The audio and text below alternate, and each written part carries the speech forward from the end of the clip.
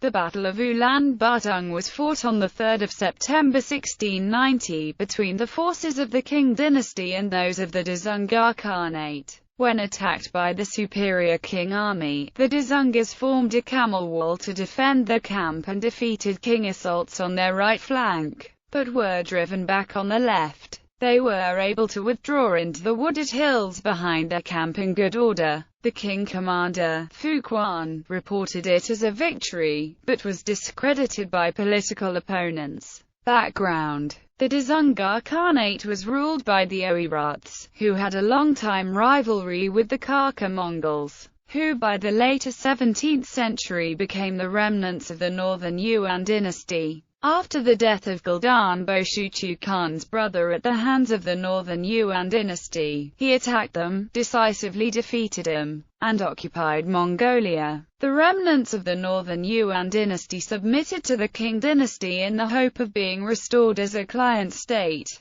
motivated by the opportunity to gain control over Mongolia and by the threat posed to them by a strong, unified Mongol state such as the Oirats threatened to form. The Qing sent their army north to subdue the Dzungars. Battle: the Qing, running low on supplies due to the complications of operating in the difficult, dry terrain of Outer Mongolia, wanted to end the war with a decisive battle as soon as possible. Their army caught up to the Dzungars at Ulan Butung, trapping them against a range of wooded hills. The Qing started the battle with an artillery bombardment, causing light casualties among the Dzungars. The Qing launched an attack on the Dzungar left flank, driving this part of the army into the hills, where it fled. To ward off attacks on the center, the Dzungars constructed a camel wall, or tuo cheng, by lining up 10,000 camels which they used for pack animals, roping their legs together, and firing between them. Intimidated by this, the Qing attack slid off to the right, only for their cavalry and artillery to become bogged down in wet ground. The Dzungars now disassembled their camel wall and withdrew into the hills unharassed. Aftermath: the Dzungars escaped intact, inflicting more casualties than they had suffered, enabling them to fight the Qing successfully several more times.